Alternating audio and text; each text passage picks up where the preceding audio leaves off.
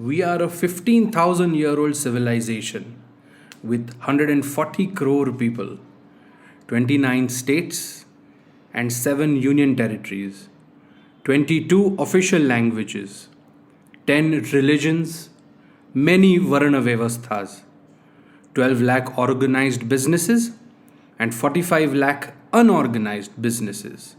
All of this in one big bazaar. Do you really think linear Western models can be blindly applied to India? Think Indian to sell to an Indian. What's up, guys? This is Rohan here. Welcome to the first episode of Strategy Saturdays, where we discuss about Indic knowledge systems and how to apply them to modern day businesses. So, the Indian thought process is completely different from the Western thought process, which is why it is being extremely important these days for us to think Indian so that we can sell to an Indian. So, the first theory that we're going to discuss today is identifying your target Yajman. This is basically an Indian approach to target market analysis. All of us have definitely tried to do a target market analysis using SWOT or Blue Ocean strategy or marketing mix, but I think it's time to start looking at an Indian approach to a target market analysis. Then why do we refer to a consumer as a Yajman? Now basically in Indian tradition, a Yajman is a patron on whose behalf a yagna is always performed. In our context, a consumer is always buying for somebody else first, and only then he is buying a product or a service for himself.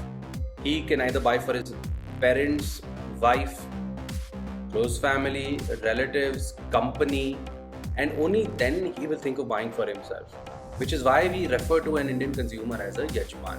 Now, to understand your target Yajman, we try to use Indian ideas and Western ideas and try to mix them to come up with our own target market analysis.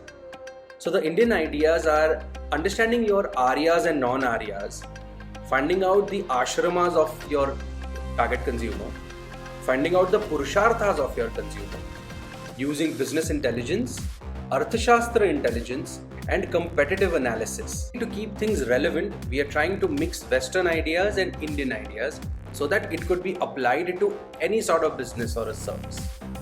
Now, what is a Purushartha and why are we using a Purushartha for our target market analysis? A Purushartha is a word that means Purush and Artha.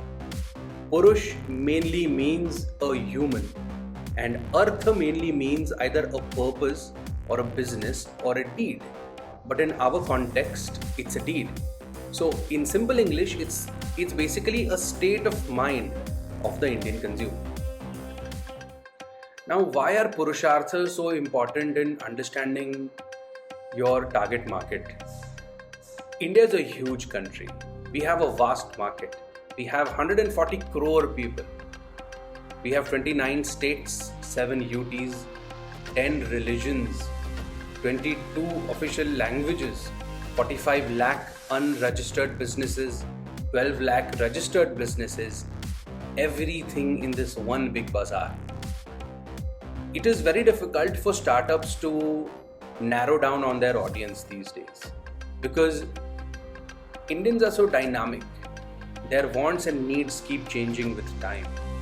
Being middle class is not just an income type, but it's a state of mind. Affordability has always changed with time. And most importantly, that aspirational values have driven our civilization from ancient times. There are 5 types of Purusharthas. 4 are seen and 1 is unseen. Dharma, Artha, Kama, Moksha are seen Purusharthas, and Vairagya is an unseen Purushartha. Dharma consumer is a consumer who is usually focused on the value alone. This person has a preconceived notion or fixed idea about the product or the service that he or she is going to buy.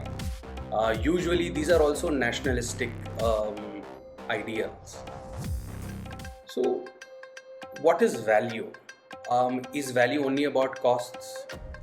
Usually value is benefits upon costs.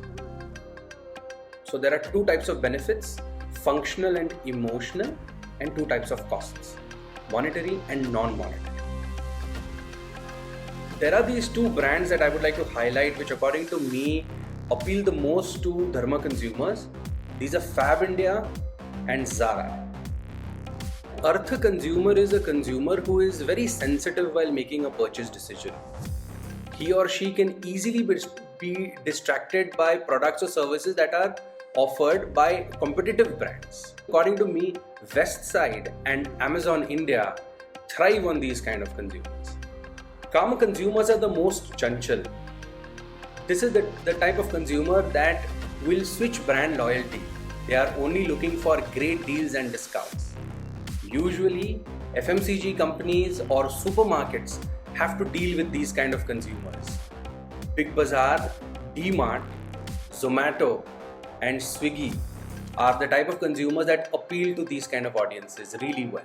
Moksh consumer is a consumer who is not at all price sensitive. He or she is only looking at the best quality of the product. Marks & Spencers and Mercedes-Benz appeal to these kind of audiences the most. Finally, the unseen Purushartha, the Vairagya. This is an unsellable consumer. Every brand or startup has definitely come across the Vairagya consumers. We just have to make sure that your Vairagya consumers are the least. So now comes the most important part. Do you cater to only one Purushartha, or do you have to bring in different product for different Purusharthas? A simple answer is your communication strategy or your Vartalab needs to make sure that you are communicating to all the Purusharthas equally. Your product or service appeals to a different type of audience in a different manner. You have to make sure that you are definitely covering 3 out of the 5 Purusharthas that are there.